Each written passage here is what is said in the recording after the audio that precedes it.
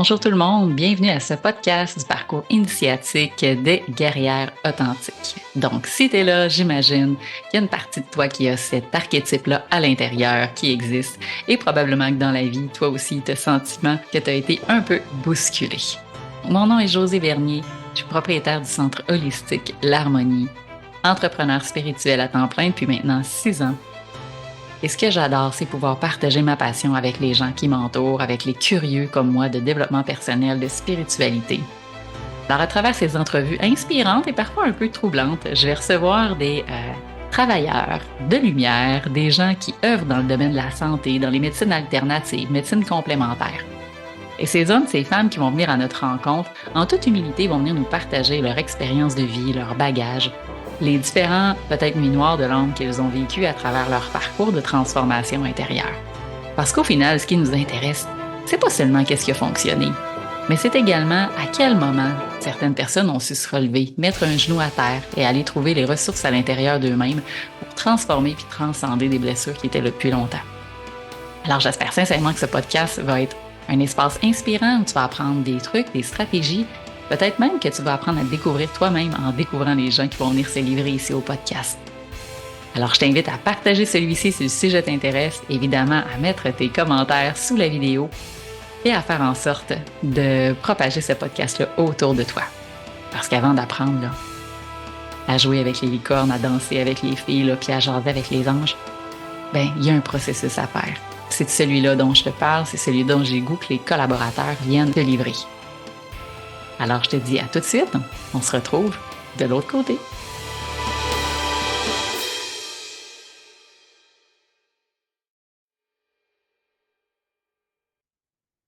Bonjour Chantal! Allô, allô, bon matin. Bon matin à toi aussi. Oui, c'est rare qu'on enregistre le matin, fait que on commence ça en force aujourd'hui ensemble. Je suis très contente d'être là, Chantal, puis d'accepter mon invitation. Je sais que c'est pas toujours confortable, mais en même temps, tu oses. Je trouve déjà que c'est une belle source d'inspiration que d'oser, de venir se livrer puis parler de soi.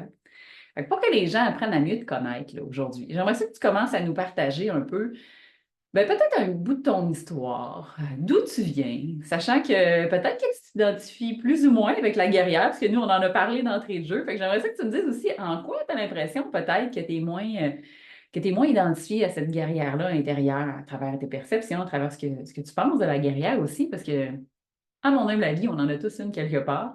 Peut-être qu'il y en a qui sont un peu plus intenses que d'autres, d'autres qui sont plus low profile, mais je suis convaincue que tu as une guerrière à l'intérieur de toi. Donc, si tu le souhaites, j'aimerais ça que tu nous partages un peu d'où tu viens, ton histoire, quel moment dans ta vie tu as l'impression que tu as peut-être touché cette guerrière-là en toi, là? Merci de l'invitation. Puis oui, effectivement, je me disais, est-ce que je suis une guerrière lumineuse? Lumineuse, ça, c'est sûr.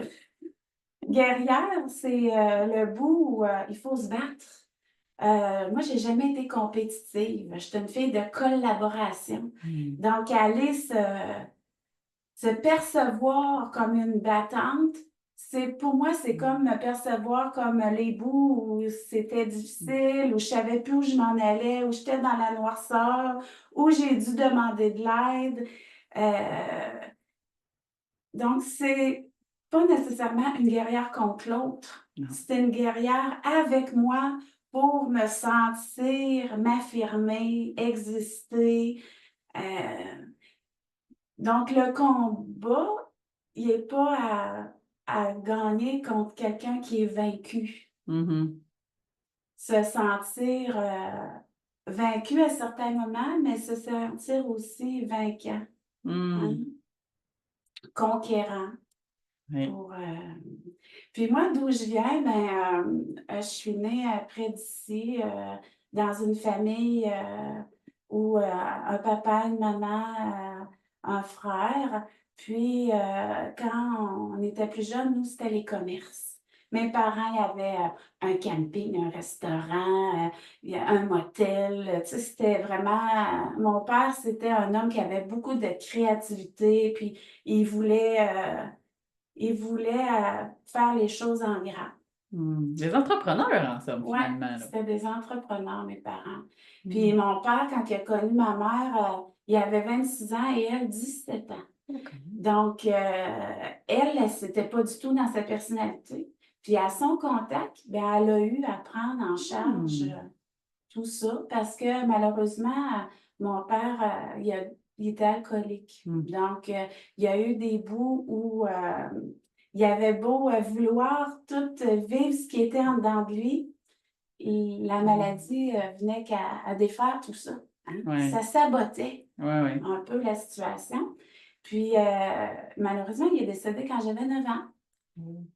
Donc, à ce moment-là, ma mère, elle a eu à prendre toutes les responsabilités. Fait que dès là, l'âge de 9-10 ans, là, j'étais comme rendue, pas le bras droit, là, mais tu sais, beaucoup de responsabilités pour un enfant de cet âge-là. Absolument.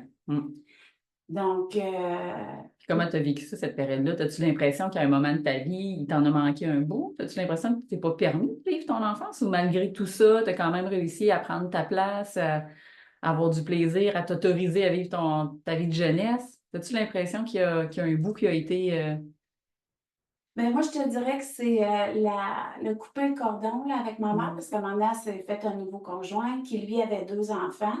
On est tous venus vivre dans la même maison. Là, les familles reconstituées des années 80, c'était quand même une nouveauté. T'es avant-gardiste, toi, là, pour partager ton chez-toi avec des demi-frères, demi-sœurs. Ouf! Oui. Puis, même que ça, j'aimais ça, ça me donnait une caractéristique distincte. Moi, je me rappelle de ma jeunesse comme étant, je voulais, tu sais, je trouvais que mon prénom était commun. Tu sais, moi, j'aurais aimé avoir un prénom que personne n'avait. Ouais. Je cherchais beaucoup à être distincte. Ça, c'est quelque chose que je trouvais qui me distinguait quand même. Puis, à travers ça, Mathilde, j'ai eu à couper le cordon avec ma mère, c'est ça que je voulais dire, parce qu'à un moment donné, j'étais comme rendue son conjoint il y en a 10 ans, quand elle est arrivée avec un nouveau conjoint. Là, il a fallu que je reprenne ma vie, que je reprenne c'est qui, c'est quoi je veux, c'est quoi mes passions, où c'est que je suis. Puis, à niveau amoureusement, maintenant, comme tu es arrivé plus au secondaire, ben, j'avais des petits amoureux, mais mes amis avaient des amoureux de longue date. Moi, non. Fait que, tu sais, des fois, je disais à ma mère, ah, on dirait que je pogne pas. Elle disait, c'est ça, tu pognes, mais tu sais, c'est parce que tu le vois pas, là, tu sais, tous les amoureux qui sont autour de toi. Puis toi, tu veux choisir quelqu'un qui connaît comme toi, puis c'est pas donné à tout le monde. Fait que déjà, assez jeune, tu avais ce désir-là d'entrer en connexion et en relation profonde avec l'autre. Je sais que toi et moi, on en a souvent parlé de ça. De juste être en superficie, c'est pas toujours quelque chose qui nourrit autant, hein, on va dire notre âme. Donc, déjà à cet âge-là, tu avais le sentiment que toi, tu cherchais quelqu'un de spécial, quelqu'un avec qui tu allais connecter. Oui. Puis aussi, l'introspection, comprendre, la psychologie. Moi, je me rappelle mon premier exposé oral au primaire, là, c'était sur l'astrologie. Mais pas l'astrologie, les prédictions, plus les personnalités. Ça, je pense que c'était en 1984, la première fois où j'achète un livre, où ma mère achète un livre de l'astrologie de 1984. Puis là, je me mets à lire les personnalités. Ça, j'aimais beaucoup ça. C'est ça aussi qui, avec le temps, a fait en sorte que j'ai choisi d'aller faire des études dans ce sens-là. Au départ, quand je cherchais qu'est-ce que je voulais faire plus tard, j'étais allée dans le bureau de l'orienteur au secondaire. Ouais. Puis là, j'ai dit, je vais faire ça, moi, technique de recherche, enquête et sondage. Je me disais, moi, j'aime ça, les gens, puis j'aime ça les comprendre. Tu sais, on va faire des enquêtes pour mieux comprendre la société. Puis quand j'étais dans ce cours-là, finalement, j'ai compris que ce que j'aimais, c'était la psychosociologie. Ouais. Le bout où comprendre les sociétés, les comparer entre eux, puis arriver à trouver le fil conducteur. Puis à travers ça, moi, quand j'ai sorti du cégep, il n'y avait pas d'ouvrage, c'était pas Donc, j'étais encore avant-gardiste, hein, sur quelque chose qui n'était pas encore prêt. Oui, hein, je pense que oui, moi. Puis, fait que là, j'ai décidé d'aller à l'université, puis j'ai choisi sciences de l'orientation. Puis, à travers ça, avec le temps, j'ai compris que ça, c'était le bout où on arrive à la croisée des chemins. Je tourne à gauche, je tourne à droite. Moi, ça a toujours été difficile pour moi de faire un choix. Aller magasiner, pour moi, c'est un horreur. C'est sûr que je vais là toute seule. Je n'apporte pas personne, puisque c'est bien trop difficile pour moi de faire un choix. Hmm. Donc, avec le recul, j'ai compris que ça, ce mécanisme-là, ces études-là à l'université, ça m'a amené à aller à l'intérieur de moi pour faire des choix qui me propulsent Ouais. vers la vraie Chantal. Ouais, Parce c'est ça. que comme codépendante, Mhm. comme du fait d'avoir eu un père un peu plus dysfonctionnel, j'ai développé le triangle, là, le sauveur, la codépendance. Puis aussi, tu sais, pendant toutes ces études-là, au cégep, j'avais fait un stage à Robert Giffard. OK, en plus. Oui, parce que à l'époque, quand tu étais alcoolique, tu voulais faire des intoxications, tu allais à Robert Giffard. Il n'y avait pas d'autres instituts, dans le Ouais. fond, pour... maintenant, comme il y a des instituts fermés pour accompagner... Fait que moi, je me rappelle d'avoir visité mon père à Robert Giffard. Fait que quand j'étais au cégep, j'ai dit, ah, moi, je vais faire mon stage. Ah, puis c'était là, ça. J'ai choisi ça. Hmm. Puis, tout ce qui concernait la maladie mentale, j'avais comme un peu une peur de ça, à quelque part. T'as-tu peur un manque de compréhension, tu penses, à ce moment-là, ou juste de ne pas savoir jusqu'où ça pouvait aller? Cette idée-là de la santé mentale qui faisait peur? As-tu identifié la peur provenait d'où? Mm. De se faire prendre par surprise. Ah, c'est Hein? ça. Parce que c'est comme tu penses qu'il y a une situation qui est là, puis tout d'un coup, elle explose, puis hein, j'ai rien vu venir. Moi, je suis pas une Hmm. petite quick dans la vie, là, tu sais, fait que Hmm. à se faire prendre par surprise, ça m'arrivait souvent quand j'étais plus jeune, là. Fait que ça te désarçonnait, là. Tu sais, ça venait vraiment te mettre dans une posture probablement d'insécurité où là, tu comprenais pas ce qui se passait, là. T'as pas tant d'expérience non Non plus, plus. hein? Fait que c'est normal aussi de se Tout à faire fait. prendre par surprise. Moi, je pense qu'à un moment donné, moi, je me suis jugée de Hmm. pas être quick, puis de Ouais. pas être réactive dans certaines situations. Donc, Alors qu'il n'y avait pas les ressources à cet âge-là. c'était juste pas là, les ressources. Exactement, c'est ça, tu sais. Fait qu'on va effacer ça, là, l'histoire qui était pas cool. On va juste supprimer ça, puis on va remplacer ça par autre chose de plus positif. Oui, parce que maintenant, je sens que cette profondeur-là, cette Mm. lenteur-là, ça m'amène justement à être en connexion avec qui je suis. Mm. Ce quick-là, pour répondre aux besoins des autres, il est plus essentiel dans ma vie. Ben oui. Maintenant, le quick que je veux, c'est un quick de comment je me sens, où c'est que je suis, où je m'en vais, Mm. comment je peux transformer ça en quelque chose de positif. C'est des réflexes qui sont plus simples, qui Ah ouais. sont dirigés pour moi, pour mon Mm. bien-être. Plus je vais Ouais. briller, plus je vais m'assumer, plus je vais m'affirmer, Mm. plus je vais aider l'autre dans sa responsabilité. Et c'est ça la clé, en fait, parce que tu parlais de sauveur tout à l'heure, puis c'est un peu ça, c'est de prendre aussi responsabilité de s'occuper de soi d'abord, en réalité, tu sais. C'est ça le plus gros enseignement souvent qu'on vient apprendre, hein, c'est au-delà de toute notre grande pièce de théâtre, notre clan, la famille, de voir comment je peux prendre responsabilité puis commencer à me choisir moi, au-delà du regard, des exigences, de mes perceptions, de ce que je pense que l'autre souhaiterait que j'accomplisse. Il y a évidemment toutes sortes de perceptions dans cette situation-là au niveau familial. Mm. Fait que tu as eu déjà, on va dire, dans ton choix de ton clan, beaucoup d'éléments, si je peux dire, qui ont commencé à forger l'intervenante en toi. Oui, Assez tôt. oui, Parce que là, tu disais, on parle du primaire, là, dans ces âges-là, là. oui. Déjà. Puis, tu sais, je me rappelle quand j'étais au cégep, on faisait des travaux. Ben, pour mieux comprendre la maladie de mon père qui était parti, ben, j'avais beaucoup été dans les Alanon, faire de l'observation dans les AA, tout ce qui était en lien avec Mm. l'alcoolisme. Mon stage de bac, je l'ai fait aussi à Jean-Lapointe, Mm. travailler avec les jeunes. Ouais. Puis les familles. Fait que là, c'est là que j'ai compris, OK, moi, je suis une codépendante, là, tu sais, Mm. Puis beaucoup, beaucoup de travaux à l'université, j'ai fait ça autour de ça. Puis après ça, c'était comme, OK, c'est du passé, c'est réglé, c'est fini. Mhm. Mais c'est pas même ça marche la vie, hein. Non, c'était pas complètement fini. Tu l'avais étudié, tu l'avais Ben, compris, c'était réglé. le bout de la consommation et tout ça, moi, ça m'a jamais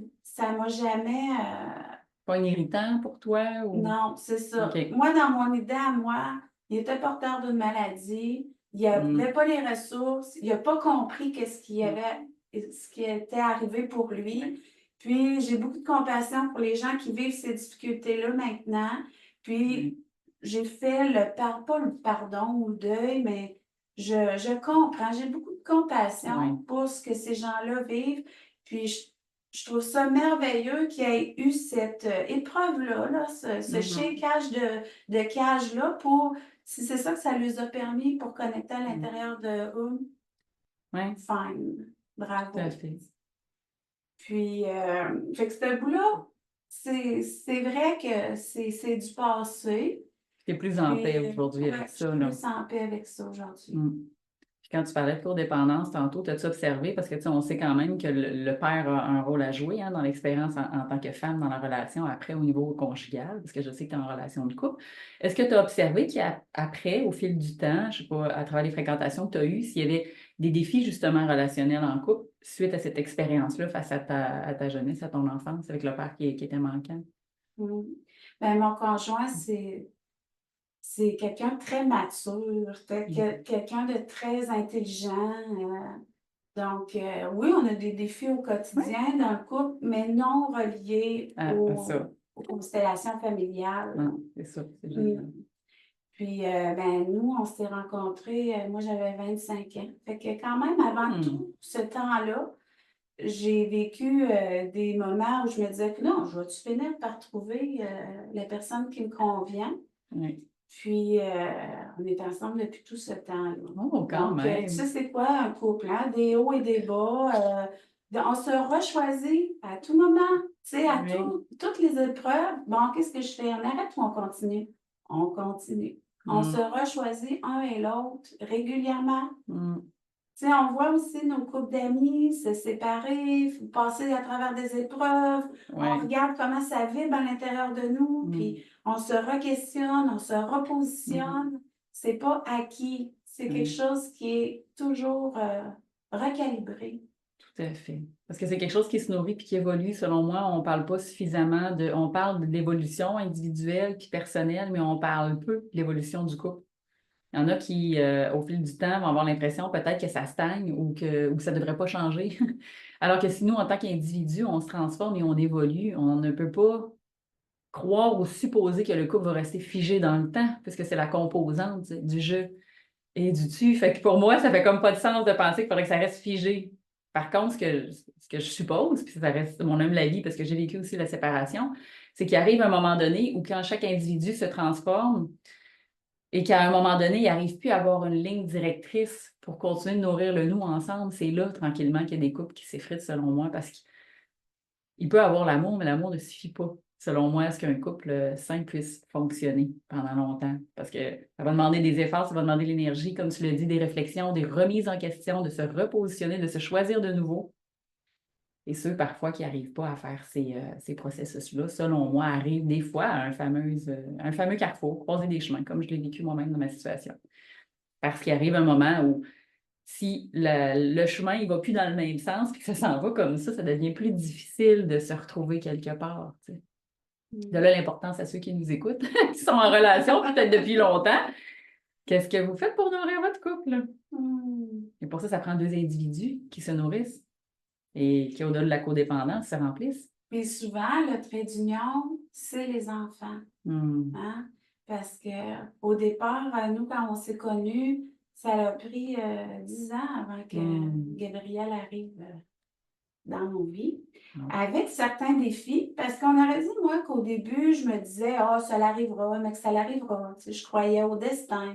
Hmm. Puis à un moment donné, on a dit, ben là, non, ça va-tu finir par arriver pour nous? Hmm. Puis, moi, j'ai toujours été voir des travailleurs de lumière, là, des thérapeutes dans l'énergie. Oui. Moi, j'appelle ça des thérapeutes dans l'énergie. Oui. Puis, je faisais un suivi. Puis, un moment donné, il me dit, j'ai dit, ben, j'aimerais bien avoir un enfant, mais je comprends pas quand je veux que ça arrive, comme tout le monde, là. T'arrêtes de prendre la pilule, puis le lendemain, t'es enceinte. C'est Ben, même que ça marche, tu sais. ben, moi, j'avais jamais pris de contraception, là, puis ça faisait 10 ans, là, OK. ben non, ça faisait pas 10 ans, ça faisait peut-être 7, 8 ans qu'on disait, ben là, c'est le moment, là, on est rendu là, là. Mhm. Puis, il m'avait regardé, il m'avait dit, tu veux ça, toi? Oui. Ben, il avait débloqué des affaires dans je sais pas trop quoi. Puis à un moment donné, Gabriel il est arrivé dans nos vies. Mais aussi, qu'est-ce qui était le challenge? C'était le fait que moi, je voulais que ça arrive naturellement. Mais il a fallu que je force, il a fallu que je passe à l'action, il a fallu que je fasse des choses. C'est-à-dire que il y a un couple dans notre entourage qui, les autres, ça faisait pas longtemps qu'ils étaient ensemble, puis tout de suite, elle est tombée enceinte. Puis là, je me suis dit, oh non, c'est pas vrai que je vais bercer leur enfant. Puis moi, j'en aurais pas. Là, ça faisait, oh non. Ouch, ouais. Non, c'est pas vrai. Puis, fait que là, à partir de là, j'ai fait les démarches, on est allé à Procréa, j'ai pris des hormones. Puis, ça a marché dès le premier mois, là, tu sais. Et pour ça, il a fallu que je prenne une décision. C'est pas arrivé comme... Il avait comme fallu que tu dises, là, je suis prête vraiment. Là, je vais déterminer, montrer les efforts, mon engagement puis ma volonté à ce que ça arrive. C'est intéressant. Ouais. Comment la mise en action peut devenir un propulseur. Puis avec la grossesse et tout ça, c'était tellement beau, c'était tellement un cadeau, c'était tellement un moment de gratitude. Tu sais, moi, j'ai toujours été grossette. Fait que là, le fait d'avoir la bedaine, là, tout le monde te regarde et te trouve belle. Hey, j'avais le droit d'être grosse pour une fois dans ma vie. Elle est bien dans son corps, là, tu sais, je veux dire, comme à l'école Lise Bourbeau que j'ai fait au début des années 2010. Être bien dans son corps, ça s'apprend. Puis avec le recul, depuis les 3-4 dernières années, je le sais que c'est ça un peu mon envie de vie. Comment on fait pour apprendre à être bien dans son corps? Ça, c'est quelque chose qui, quand j'étais enceinte, là, j'ai compris, ah ouais, c'est beau, c'est beau ce corps-là, ah ouais. Ça t'a permis d'avoir peut-être un regard différent, là. Ouais. Ça t'a probablement donné la permission que tu avais besoin. Ouais.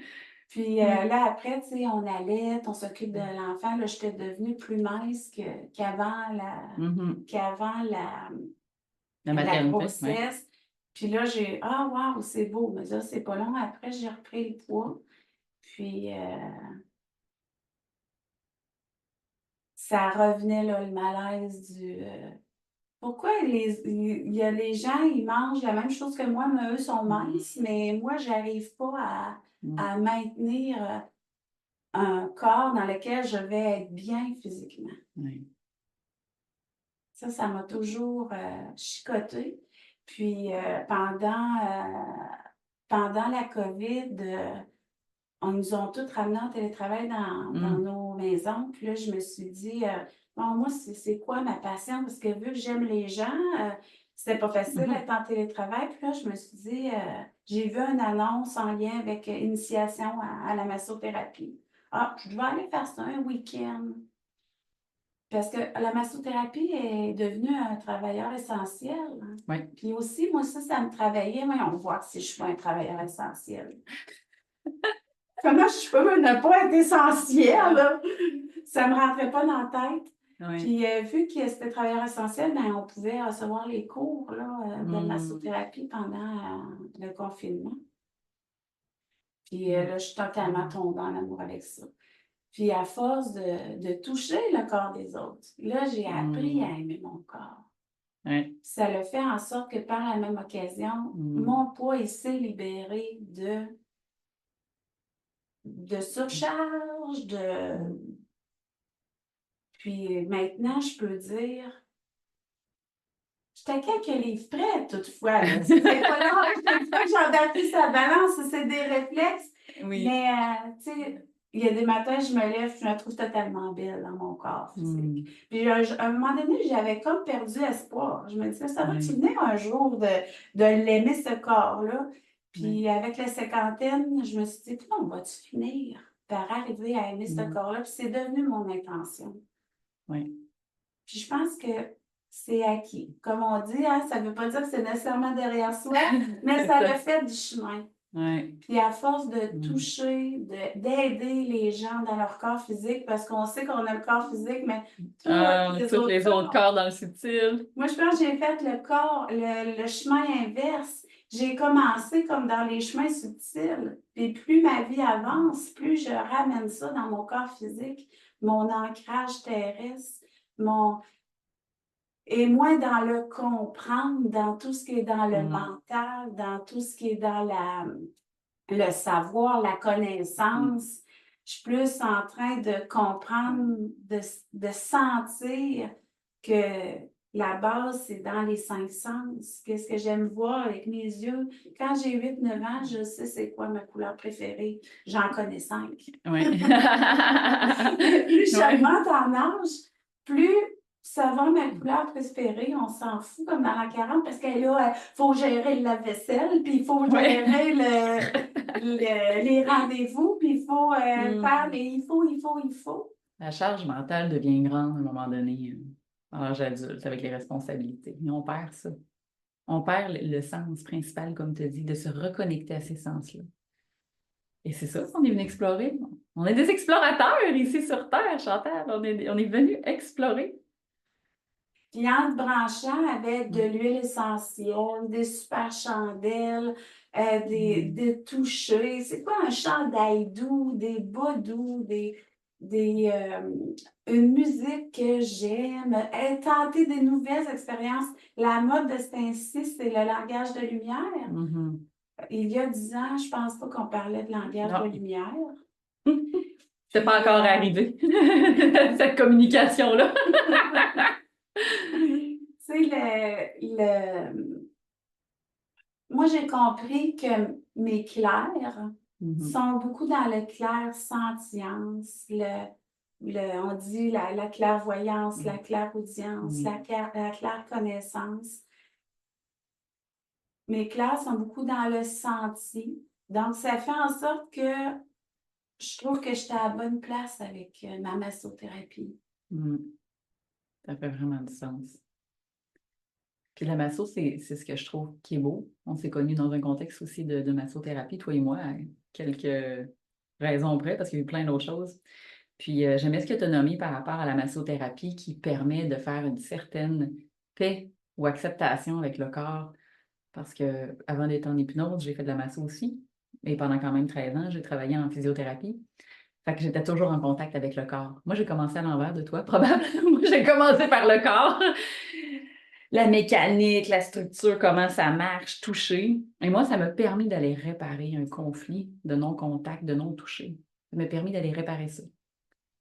Et le jour où, tu te souviens, je t'avais dit à un moment donné, Chantal, on dirait que la masso, ça ne me parle plus. C'est comme si c'était arrivé du jour au lendemain, où là, on dirait que toucher les gens, c'était comme plus nécessaire.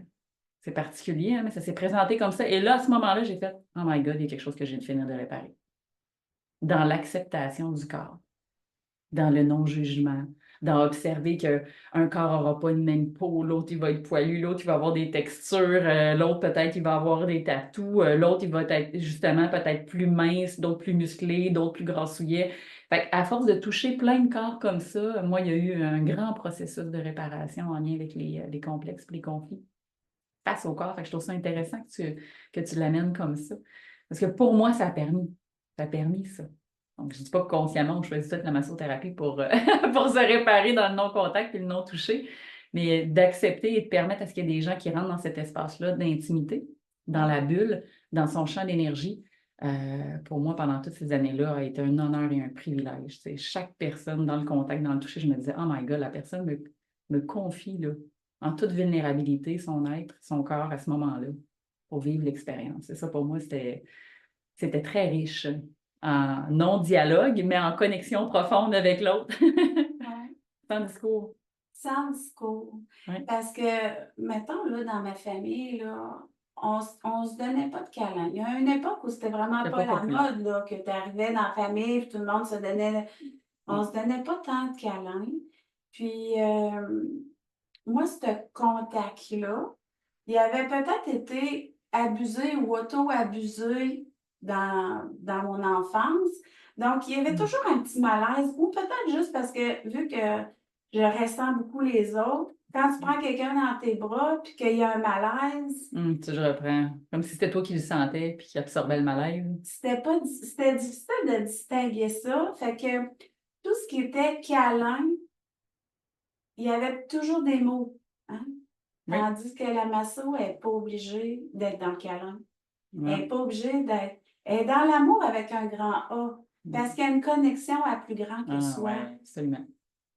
Entièrement d'accord. Puis surtout ici, là, dans les lieux où on pratique, là, la connexion à plus grand que soi est tellement rapide. Là. C'est comme si, à force de développer un rituel là, dans un endroit X, Le chemin est comme fait, il est ouvert.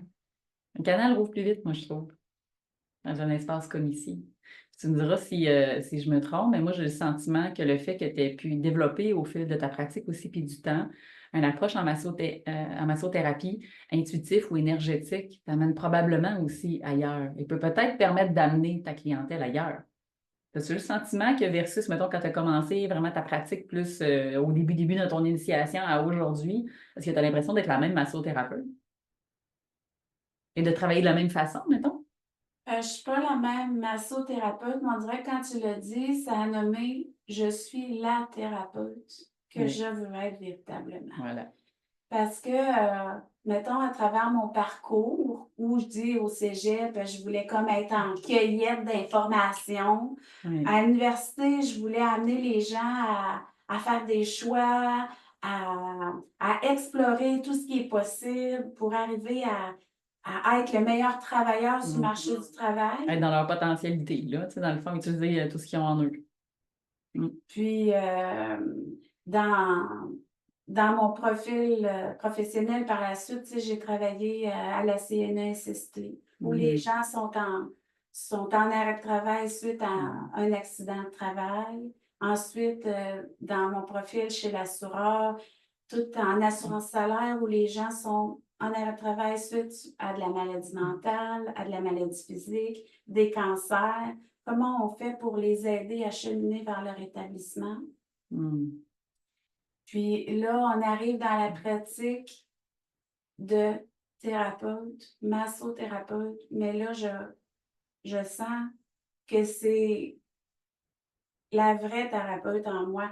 Tu sais, je me suis toujours fait masser, Oui. mais puis j'ai toujours été voir des thérapeutes dans l'énergie aussi. OK.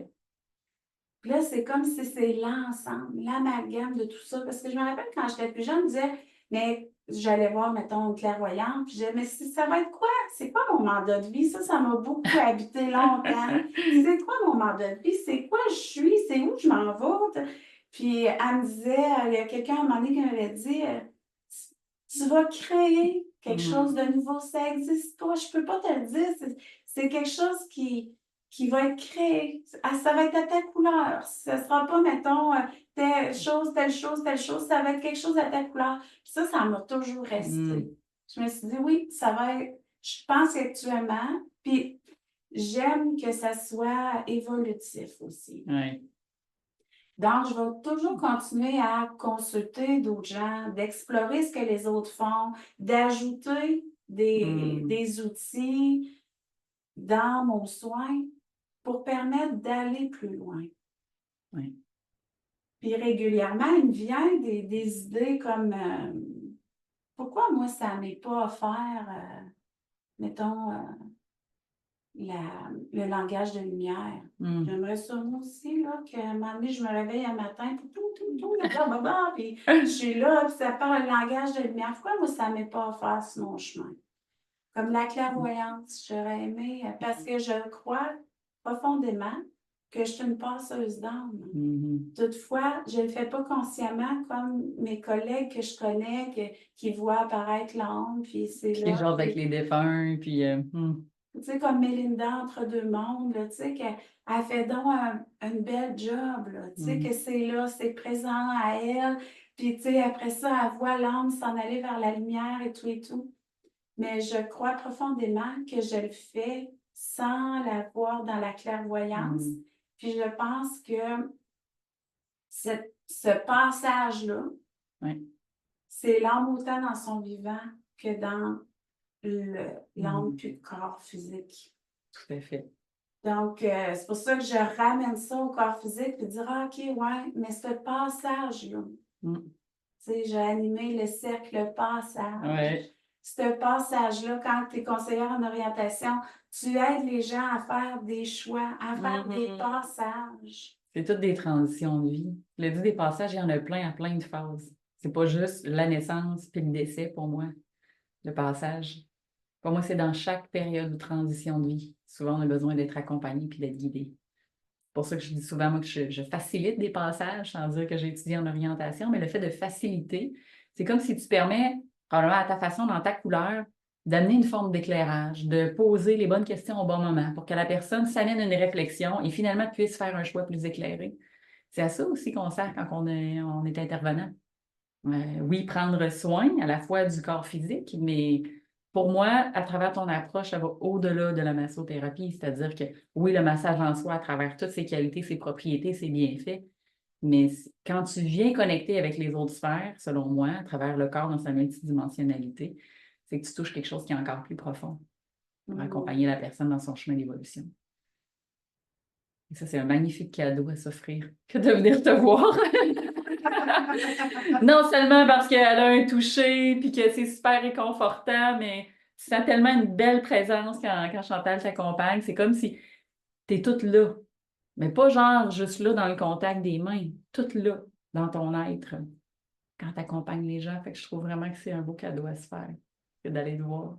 Fait que as-tu l'impression que tu te rapproches plus de ta couleur finalement? Si tu dis que tu es davantage l'intervenant que tu souhaites être puis que tu as pu ajouter, si on veut, ton bagage, tes expériences, tes ressources, ce que tu as acquis au fil du temps, as-tu l'impression que tu te rapproches toujours de plus en plus ou tu es consciente que ça va continuer d'évoluer?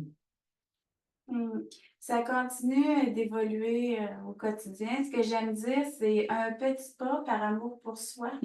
Hein? C'est devenu Ouais. comme mon mantra, un peu ma marque de commerce. Un petit pas par amour pour soi. Puis, pourquoi pas faire de grands pas? Hein? Absolument. C'est parce que des fois, face à l'épreuve, on fait pas de pas. Un peu comme je disais tantôt, quand je voulais tomber enceinte, je demandais à tout un chacun de m'aider à avoir un enfant dans ma vie, mais moi, c'est pas les pas que je faisais. Ouais. Puis là, ben, tant qu'à pas faire de pas, parce que je voulais être parfaite, je voulais pas me tromper, je voulais pas être blessée, Mm. je sais pas pourquoi je bougeais pas.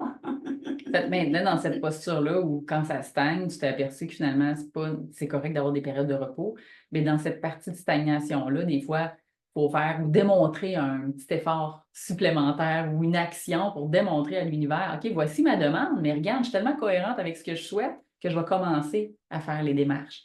Ça, c'est souvent le bout.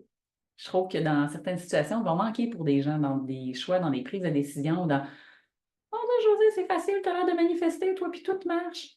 Oui, mais à l'occasion, j'ai besoin d'aller reconnecter avec cette guerrière-là intérieure, qui a la force, qui a le courage, la détermination, puis au-delà de l'inconfort, au-delà des peurs, au-delà des insécurités, puis qu'est-ce que le monde va penser, dit, je le fais, puis m'en faire confiance, je vais avoir la foi qu'au-delà de ça, il y a quelque chose qui va se mettre en action. C'est comme commencer à faire tourner la roue pour moi. On a beau attendre que la charrette avance, mais s'il n'y a pas personne pour la traîner, puis il n'y a pas personne qui la pousse un peu, à moins qu'elle soit dans une côte, ça se peut que la charrette avance jamais. Fait que pour moi, on est un peu comme ça, comme des véhicules. Ben, moi, là, dans ce que tu as dit là, puis tu as renommé le mot guerrière, là, Mm. encore là, je ne me suis pas sentie une guerrière qui tirait à la charrette. Pour vrai, quand tu as dit ça, là, je me suis vue dans la tranchée avec mon fusil à attendre que ça passe. Je pense qu'à plusieurs moments dans ma vie, j'ai figé face Mm. à l'épreuve ou Me la fier. confrontation, Oui. le fait de... Puis je sais très bien que quand il arrive des événements, moi, je fige, puis j'attends que ça passe. Dans un petit coin, puis j'attends que ça passe. Mm. Mais cette réaction-là, C'est un mécanisme inconscient, au final. c'est comme, tu sais, là, le chasseur de mammouth, là, l'histoire de... Oui. Tu sais, qu'elle dit, face au mammouth, là, tu es soit un chasseur ou tu sors tes fusils, puis c'est soit un chasseur ou tu vas aller te cacher, puis tu vas Moi, je sais très bien que je ne suis pas un chasseur. Toutefois, rester planqué, ça se peut que tu meurs pareil parce que tu as décidé de rester planqué. Mais ça se peut que Donc, ce soit ta stratégie de survie qui te sauve la peau aussi, tu comprends? Fait qu'il n'y a pas de mauvaise façon de réagir. C'est ça qui est intéressant dans ces trois mécanismes de défense, hein. Soit tu figes, soit tu fights, soit tu fuis. C'est les trois stratégies de l'inconscient, d'un point de vue archaïque avec son cerveau reptilien. C'est comme ça qu'il va interagir. Il y a des profils de gens qui, des fois, vont prendre plus régulièrement la fuite dans leur mécanisme, d'autres qui vont plus figer, d'autres qui peut-être vont se battre, mais selon les situations, on n'aura pas toujours la même réaction. moi, je sais que je fige. Donc, je crois que vu que je fige, je choisis de faire un petit pas par Voilà. amour pour moi pour sortir de ce jello-là. Ouais. Parce que sinon, je pourrais rester dedans puis mourir quand même Oui, dans mon jello figé et pas avoir rien essayé, mettons. et pas n'avoir rien Ouais. essayé. Mhm. Puis, Et tu le fais plus qu'avant, c'est ce que tu disais. Maintenant, tu le fais plus parce que tu as compris ce mécanisme-là. Fait que tu arrives probablement un peu plus à bouger que ce que c'était au tout départ quand tu as compris ton mode de fonctionnement. Moi, je pense que d'apprendre à se connaître d'un point de vue évolutif, c'est aussi une clé importante. Donc, à l'opposé, quelqu'un qui est toujours en train de fighter, fighter, fighter, à un moment donné, il va peut-être se mettre en danger. S'il n'y a pas le discernement et qu'il n'évalue pas bien la situation, ça se peut qu'il se mette à risque. Donc, c'est pour ça qu'il y a des profils différents et qu'il y a des gens qui n'ont pas les mêmes mécanismes de défense, selon moi, selon leur système familial, selon ce qu'ils ont vécu dans la réalité, les expériences, les chocs, les traumas. Pour moi, ça parle aussi de tout ça, hein. Notre histoire, on l'a écrit à travers nos expériences et notre bagage de vie. Puis ça ne fait pas que toi ou moi ou un autre, à travers nos différents mécanismes, on est moins bon, on n'a pas une bonne façon. Ça fait juste qu'on est différent. Et que c'est ce qui fait que, selon moi, la société devient diversifiée et plus intéressante. Si on était tous pareils, on aurait, d'après moi, du trouble quelque part. Heureusement, on est différents. puis ainsi, je peux développer de l'admiration ou de la compassion Mhm. pour la guerrière, Mhm. pour la personne qui fuit. Tout à fait. Tout à Puis, fait. mais l'idéal, c'est d'accepter et de reconnaître, ah, OK, ouais, moi, j'ai tendance à figer, mais c'est quoi que je vais mettre en place ou Mhm. quelle personne que je vais observer plus souvent dans ma vie pour Mhm. dire, ah, ouais, ça, je pourrais prendre cette fight-là. Ah, oui, je pourrais, j'ai le droit de me sauver. Oui, tout à fait. Parce que des fois, c'est la meilleure chose à faire, se sauver. Ça ne veut pas dire que ça doit être ça à temps plein, mais dans certaines situations, des fois, c'est bon de choisir. Hein, ça, moi, je prends l'exemple des relations, puis j'ai accompagné beaucoup de gens qui ont des relations toxiques. Puis là où il y a de la violence, là, puis qu'à un moment donné, ça prend un instinct de survie, là. Ouais. Tu peux choisir de rester figé à ce moment-là dans la situation, puis dans la relation, mais des fois, ta vie est réellement en jeu. Donc, peut-être que là, ça va être le temps que tu te pousses, tu sais. Fait que, pour moi, c'est pour ça que je dis qu'il n'y a pas d'un de ces mécanismes réactionnels qui n'est pas bon. Parce que s'ils sont là, si l'inconscient les a développés de cette façon-là, c'est le cerveau reptilien, même si ça date de l'histoire des mammouths puis de l'homme de Néandertal, on a été constitués comme ça, donc ils ont leur raison, ces systèmes-là. Dans certaines situations, quand il y a réel danger, selon moi, il y a des actions à poser ou des réactions à avoir. Là où ces mécanismes-là, pour moi, deviennent un peu plus nuisible, si je peux dire ça comme ça, c'est quand c'est associé à des sphères émotionnelles et que ça nous maintient dans des états, si je peux dire ça comme ça, qui sont non évolutifs et non gagnants pour soi. Puis que ça ne soit pas re-questionné. Tu sais, Ouais. quand tu es une fighteuse, tu es une Mhm. fighteuse, tu es une Ouais. fighteuse, il arrive de quoi? Tu appliques ton mécanisme. Il arrive de quoi? Tu appliques ton mécanisme. Ça va réussir, mais des fois, ça ne Des réussira fois, ça pas. réussira Puis pas. le moment où ça ne réussira pas, tu vas te sentir tellement de la marde. Puis ça peut Mhm. vraiment te descendre dans un trou noir, Ah un ouais. fond de baril que tu n'auras jamais exploré Mhm. ou trop exploré. Dépendamment. Oui, Puis, effectivement. ça va faire en Mhm. sorte que, dans le fond de ce baril-là, tu te sens pas bien. Il fait noir, c'est plate. Mhm. Là, tu n'as pas le choix de mettre de la lumière sur chacune des marches pour relever la tête au-dessus de l'eau, faire ah, OK. Sortir de là. Mhm. Et où, là, la lumière au bout du tunnel? Ouais. Mais je pense que la vie, c'est un peu ça aussi à travers tous les défis. Puis j'aimais ton idée de combat ou de champ de bataille dans l'archétype de la guerrière parce que, tu sais, je veux dire, personne n'aime nécessairement la guerre, hein, on va le prendre au mot propre, là. Rares sont ceux qui vont encourager ça, sauf peut-être ceux qui sont vraiment au front puis au premier rang, là, qui vont se battre pour des convictions que des fois ne sont pas toujours vraiment alignées avec un sens moral de valeur. Mais ça arrive des fois que dans une situation comme ça où les gens vont débattre pour quelque chose face à une position, il va y avoir des moments où ils vont se replier quand ils vont se rendre compte que finalement, l'ennemi ou la situation deviennent trop dangereuses. Tu sais, quand on parle de repli, c'est aussi ça. C'est avoir aussi l'humilité puis de dire, OK, on a donné tout ce qu'on avait, finalement, ça n'a pas marché. Fait que pour moi, c'est ça, quand on parle aussi de la guerrière qui met un genou à terre et qui apprend à se relever, c'est face à un défi, face à ce trou-là dans lequel tu as parlé, tu tombes pour mettre de la lumière, c'est quoi les ressources que tu développes finalement pour arriver à cheminer, à évoluer puis à te sortir de là, tu sais. Parce que pour moi, toutes ces qualités-là, de développer toutes ces ressources vont faire en sorte que dans le parcours, dans le chemin d'évolution, pour devenir de plus en plus authentique avec soi-même, sont importantes ou intéressantes à développer. Du moins pour que le chemin soit peut-être plus aisé. Ça ne veut pas dire qu'il va être confortable, mais pour que le chemin soit un peu plus aisé. Fait que j'aime ton idée de remettre en question, puis se repositionner, puis se demander, OK, j'ai le choix là, de comment je choisis de réagir face à cette situation-là? Qu'est-ce qui est requis? Qu'est-ce qui est le plus aligné? Qu'est-ce qui fait du sens pour moi en ce moment? Pour ça, il ne faut pas être en réaction. Il faut prendre le temps. Il faut observer, prendre Mm. le temps. Si on est toujours en réaction et qu'on n'a jamais fait une gestion saine des émotions, des Ouais. énergies, on est face à Mhm. des mécanismes spontanés qui Voilà. sont dictés par l'ego pour ne pas avoir peur, Mm. pour ne pas vivre de la souffrance, mais on est juste dans des mécanismes qui ne sont pas la connexion à soi, qui ne sont Absolument. pas dans la, la réelle Chantal.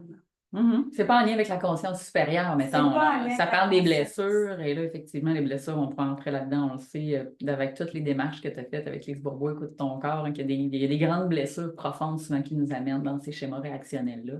Puis je pense qu'à travers le processus d'apprendre à se connecter à soi, apprendre à se connaître, à se reconnaître, c'est aussi de faire un petit pas de plus pour aller réparer ces mécanismes-là et ces blessures-là dans l'inconscient. C'est comme ça qu'on se rapproche de notre moi véritable, à mon humble avis. Quand on arrive à mettre de la lumière sur ces blessures-là qui sont un peu plus sombres et des fois un peu moins belles à voir, à regarder. Prendre l'humilité hein, pour aller là, dans le parcours, se regarder, s'observer. Puis on parle de la connexion à soi, mais réellement, dans les bobos, on parle de l'amour inconditionnel. Hmm.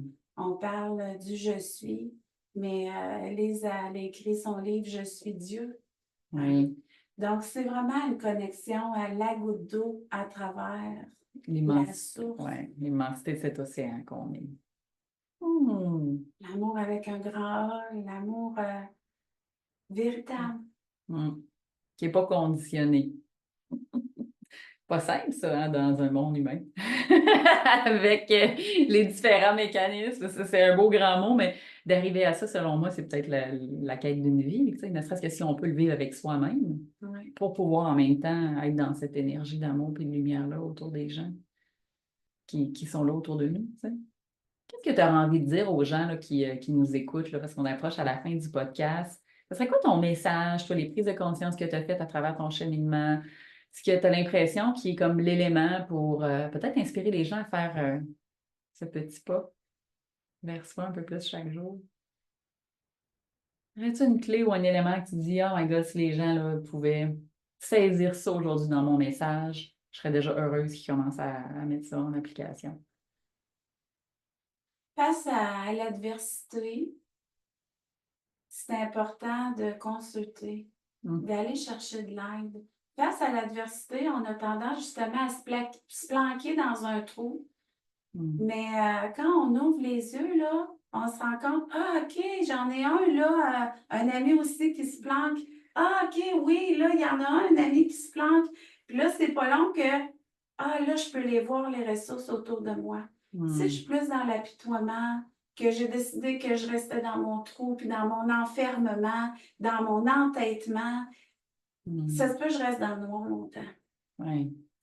Si à un moment donné, je suis capable de redevenir le maître de ma vie et non subir les éléments ou les personnes autour de moi ou je suis donc une victime parce que j'ai eu des parents moins efficaces dans mon enfance, plus on va être branché sur OK, il y en a plein de ressources autour de moi. Ouais.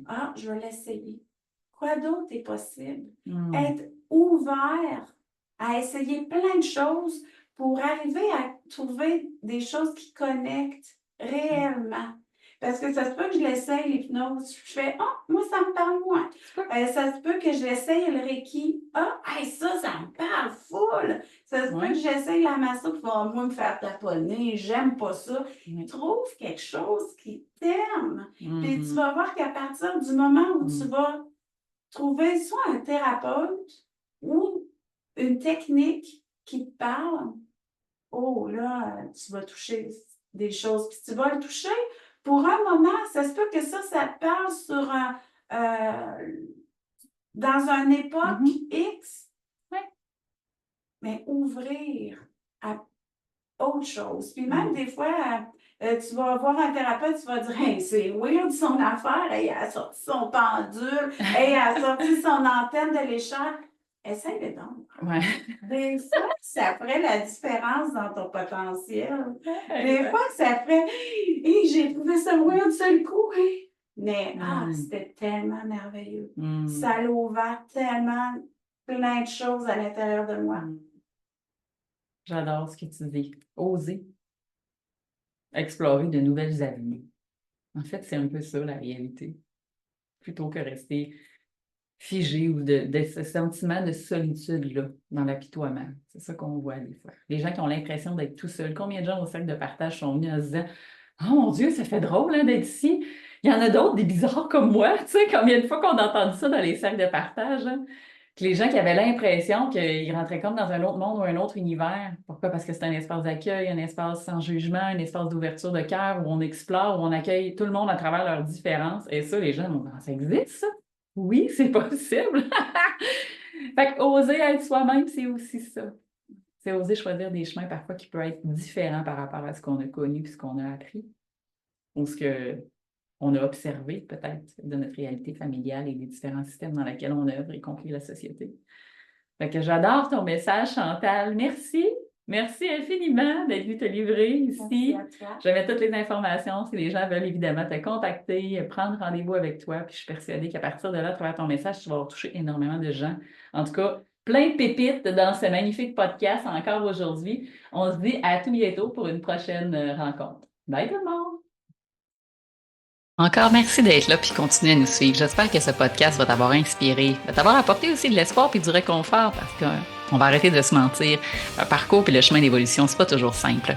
Donc, si toi-même tu es dans cette quête-là d'éveil spirituel puis que tu fais du travail sur toi présentement et que tu aimerais connecter et peut-être même contacter directement un de mes invités pour en savoir plus sur ces différentes approches de soins, sur ces services, alors je vais t'inviter à prendre les liens en commentaire et pouvoir contacter directement la personne. Tu aimerais peut-être aborder un thème, il y a un sujet qui te passionne, il y a quelque chose que tu aimerais toi-même peut-être partager dans ton histoire de vie, dans le domaine de la santé ou du développement personnel et spirituel, alors je t'invite à m'écrire info@harmoniestoi.ca, ça va me faire plaisir de te rencontrer. Alors j'ai hâte de lire tes commentaires et continue de partager ce podcast, je suis sûre que ça va pouvoir inspirer plein d'autres personnes, tout comme toi, à prendre soin de sa santé.